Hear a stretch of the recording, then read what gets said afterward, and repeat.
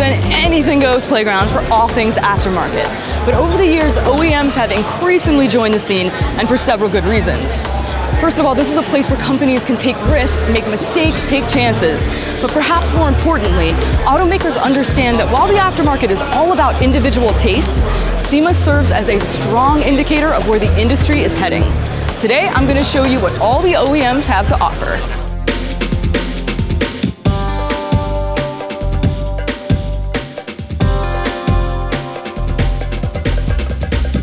Corvettes are, of course, very popular among aftermarket companies.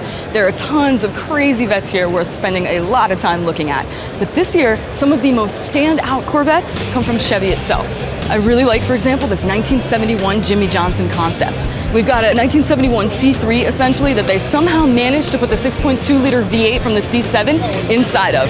Clearly, that took a lot of custom fabrication, but they made it happen, and I would love to drive this. I'm also a huge fan of the vented hood that they added. And the inside of the car is pretty much as cool as the outside. We've got reupholstered seats. They've got some carbon fiber inserts with the Jimmy Johnson logo on it. I love this aftermarket 3-spoke wheel. And then we've got a ton of other little carbon fiber insets with more Jimmy Johnson all over the place. It's such an interesting kind of time machine because we've got this 1971 body with the most up-to-date, relevant engine for Corvettes today. Another Corvette I'm so happy to see here is the 2009 ZR1, also known as the Blue Devil. This is one of the cars that was damaged in the awful sinkhole disaster, but it has been fully restored, and I'm so happy to see it here in all its glory.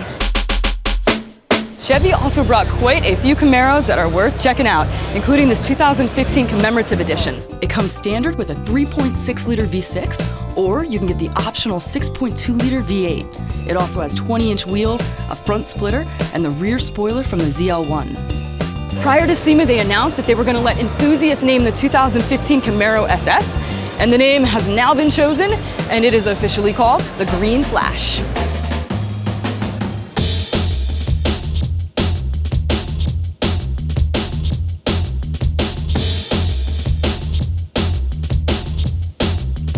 All right, I'm here at the Ford exhibit, the very expansive Ford exhibit. They easily have more than a dozen ponies here.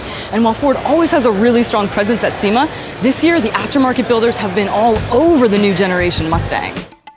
One car that's been getting a decent amount of attention here is this 2015 Chip Boost Mustang convertible.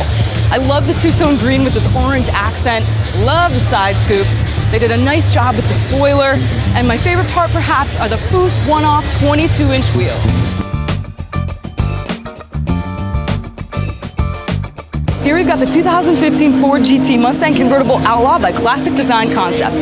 Now their modifications have really changed the fascia, and I like it.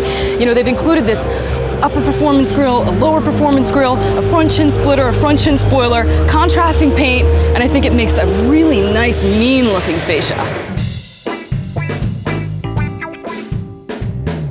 One of the most gawked at and talked about cars is clearly the King Cobra. It's got a legendary nameplate that goes back to the late 60s, and to prove that it's worthy of that nameplate, they've laid down a quarter-mile time of under 11 seconds.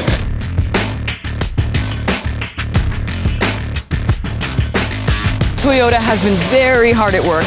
In fact, they've got one of the most diverse exhibits I've seen all week long here among the OEMs at SEMA. For starters, they've got this crazy drag concept. When Toyota rolled it in, it looked like an unassuming Camry.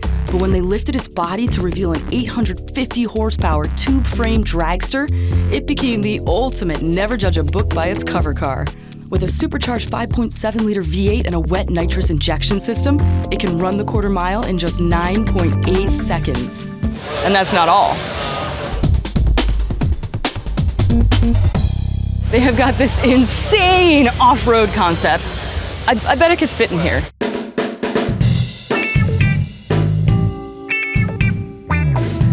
I have no idea how it would get in here. I'm sure it would require a ladder of some kind. And if I haven't yet fully convinced you of the ways in which they're showcasing their eclectic sensibilities, they also have the future concept car, the FT1. It's been very talked about. The company's been tight-lipped. Now we can see it in the flesh. Look at that aggressive stance. And I'm really smitten by the Formula One inspired nose. It just speaks to my inner racer. In In addition to marveling at vehicles that you just can't see anywhere else, I spent the day talking with industry friends and even got to do a guest spot on Shift and Steer, a new automotive podcast hosted by Brad Fanshaw, Matt D'Andrea, and Aaron Hagar. So, Jessi, tell me a little bit about the J-Turn, the show that you host on Motor Trend channel. Right up in the mic. The J-Turn is a fantastic show on youtube.com/motortrend. It allows me to pursue every automotive dream I've ever fathomed. So I've broken land speed records in Hennessy modified Camaros. I've drifted Bentleys on ice in Finland. I've competed at Daytona. I'm a member of the 200 mile per hour club. And I get to bring the viewers along for the ride. Hey, Pete, what do you think? She's just trying to make us jealous, isn't she? You go, girl. I already am. For my last stop of the day, I wanted to see what Roush had brought. Because although they get more attention as a tuner and less as an OEM, there's a big difference between the two. And they use SEMA to showcase that distinction and show that they're the latter. So, to learn more about Roush, I met up with Jay Veldhoven. You guys have your own window stickers, and for a lot of people, they think, well, that means that you're a manufacturer. But it's about more than just a window sticker. It is.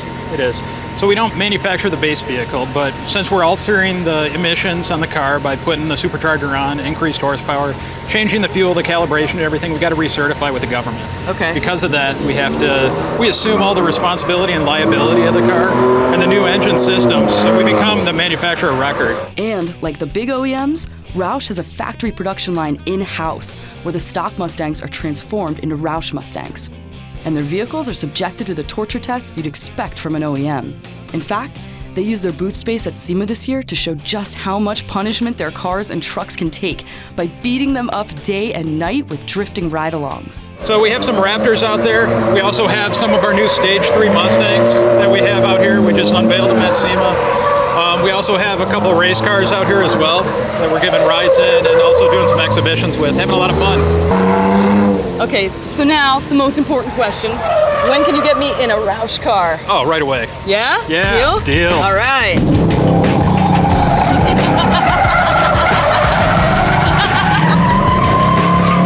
While I didn't get the keys, I did get a very fun ride-along with Jack Jr. Although SEMA is all about the aftermarket, when those convention doors close at 5 p.m., it becomes all about the after party. And I am taking you with me.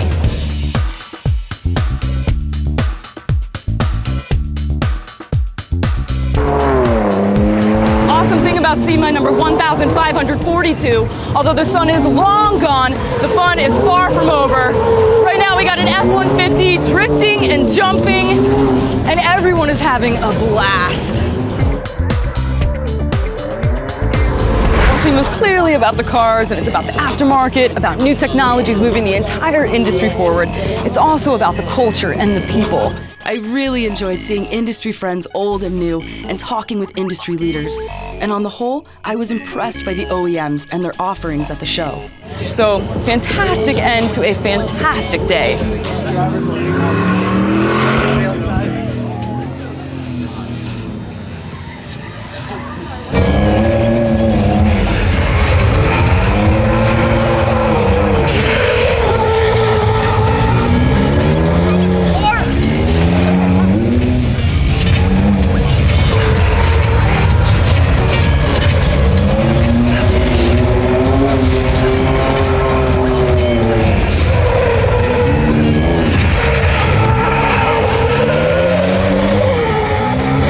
I'm gonna take you with me. Oh, that's terrible. Let's